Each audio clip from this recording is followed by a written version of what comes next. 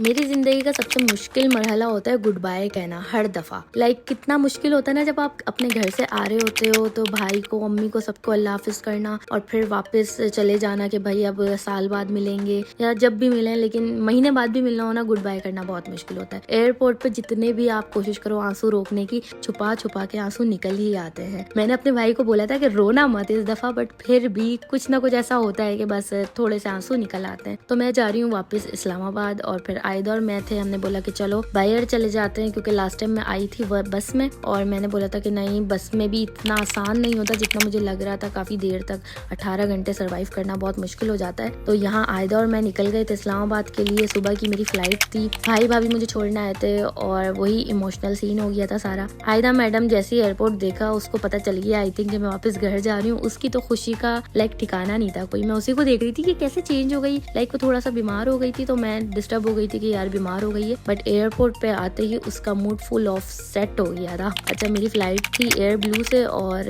मैंने फिर आयदा की भी सीट ली थी प्रॉपर। तो इस दफ़ा मैंने ट्रैवल बहुत इजीली किया था, मतलब मेरी ज़िंदगी का सबसे अच्छा ट्रैवल होगा ये वाला। जो मैं अकेले थी, आयदा के साथ थी और आयदा ने बिल्कुल भी तंग नहीं किया था बिकॉज उसकी प्रॉपर सीट थी। अब वो चाइल्ड में आती है, इन फ्रंट में नहीं आती है, तो उसकी मतलब सीट थी और मैं खुश थी। तो बहुत मज़ा आया कराची जाकर, सब इंजॉय किया और फिर बच्चों को अलविदा करना बहुत मुश्किल होता है। इस्लामाबाद पहुंचने के बाद हसन आए थे मुझे पिक करने और हसन, आयदा देखते ही हसन को शॉक्ड हो गई, यानी कि 20 दिन बाद उसने हसन को देखा और वो शॉक्ड हो गई कि ये कहाँ से आ गए। मैं तो उनको वीडियो कॉल पे ही देख रही थी अभी तक। मेरे हाथ में काफ़ी सामान हो गया था, तो वहाँ पे प्लेन में एक भाई थे पठान, उन्होंने मेरी बहुत हेल्प करी थी। आयदा सो गई थी लैंड करने के बाद, तो मैं आयदा को गोद में उठाई हुई थी और उन्होंने मेरा सारा सामान पकड़ा हुआ था। मुझे बहुत शर्मिंदगी हो रही थी, बट क्या कर सकती थी। तो बस फिर हसन आए थे पिक करने, तो हसन के साथ जब मैं एयरपोर्ट से बाहर आई तो माशाल्लाह माशाल्लाह माशाल्लाह हमारी न्यू कार खड़ी हुई थी और मैंने फर्स्ट टाइम कार को देखा। मुझे इतनी प्यारी लगी है ना, मैं बता नहीं सकती।